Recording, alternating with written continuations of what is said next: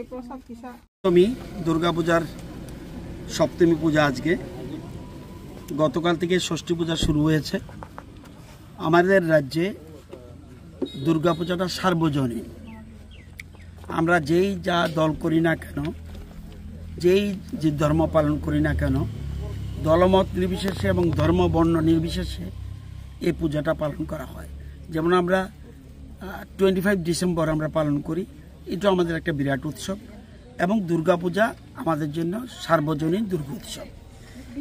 এটা খুব দেবী দুর্গা মর্তে এসেছেন।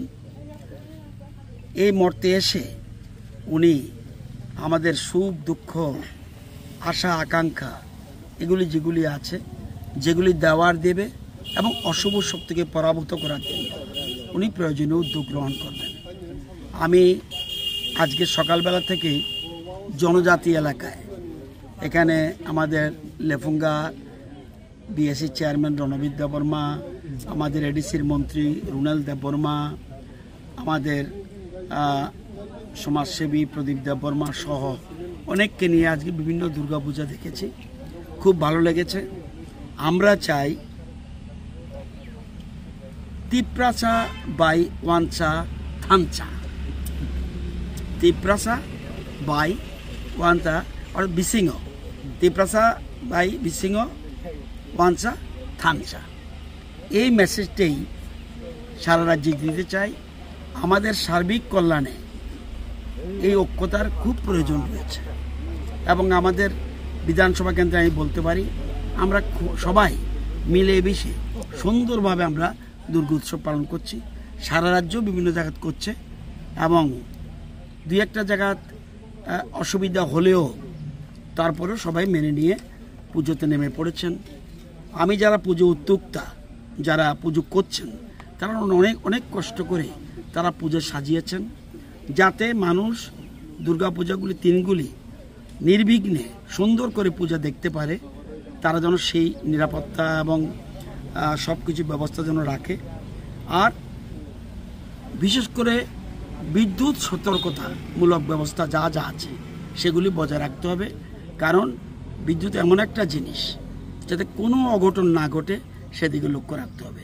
আমি কালকেও সন্ধ্যার সময় গিয়ে আমাদের যতটুক বিদ্যুৎ দরকার ত্রিপুরা রাজ্যে এবার পুজোর সময়, গতকাল 323 মেগাওয়াট পর্যন্ত বিদ্যুৎ, চতুর্থ দিন 352 মেগাওয়াট বিদ্যুৎ লেগেছিল, পঞ্চমী দিন 351 মেগাওয়াট বিদ্যুৎ লেগেছিল।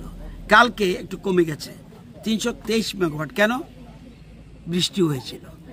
যখন দিনটা ঠান্ডা হয় তখন ধীরে ধীরে ধীরে ধীরে মানে বিদ্যুতের চাহিদা কমে, কারণ যখন দুর্গাপূজা বেরোতে এবং দিন ভালো থাকলে সন্ধ্যার সময় খুব পিক, কিন্তু যখনই একটু রাত্রে হবে তখন দেখবেন বিদ্যুতের চাহিদা কমবে। কেন কমবে? বাড়িঘরে যাদের এসি আছে সব বন্ধ করে দিয়ে রাস্তা বেরোয়, তো অটোমেটিক্যালি চাহিদা কমে যায়। তো এই জন্য আমাদের স্টকে রেখেছি পূজার জন্য 380 মেগাওয়াট বিদ্যুৎ। গতবার লেগেছিল হায়েস্ট 353 মেগাওয়াট।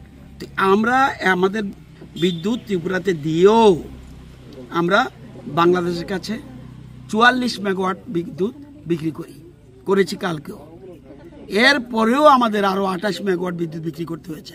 প্রয়োজন নেই, যখনই প্রয়োজন থাকবে 380 মেগাওয়াট আমাদের ত্রিপুরার জন্য বিদ্যুতের ব্যবস্থা করে রেখেছি। যদি ওয়েদার ক্লাইমেট যদি সব ঠিকঠাক থাকে বিদ্যুতের কোনো সমস্যা হবে না। তবুও সবাইকে বলবো সচেতন, হুক লাইন থেকে যেন বিরত থাকে, কারণ হুক লাইন মানুষের জীবন কেড়ে নিতে পারে, একটু অসতর্কতা হলে মুশকিল হবে। তো এখানে সুন্দরভাবে সবাই পূজা করছে। এখন যেখানে দাঁড়িয়ে আছি রাজঘাট, এটা খুব পরিচিত এলাকা, ত্রিপুরা রাজ্যের মানুষ রাজঘাটটা সবাই চিনে। এখানে মানুষ খুব ভালো। আমার এলাকার লেফুঙ্গা ব্লকের যারা আছে দলমত নির্বিশেষে সবাই এই দুর্গাপূজায় সহযোগিতা করছে। স্যার, গত বছরতে এবছর কেমনভাবে চলতো? আর আমরা দেশে প্রধানমন্ত্রী আয়া এই দুর্গাপূজা উপলক্ষে ত্রিপুরা রাজ্য মেন উদ্দেশ্য মহর, হ্যাঁ, অর্থাৎ দেবীপক্ষ শুরু, অর্থাৎ নবরাত্রি বলে তারা।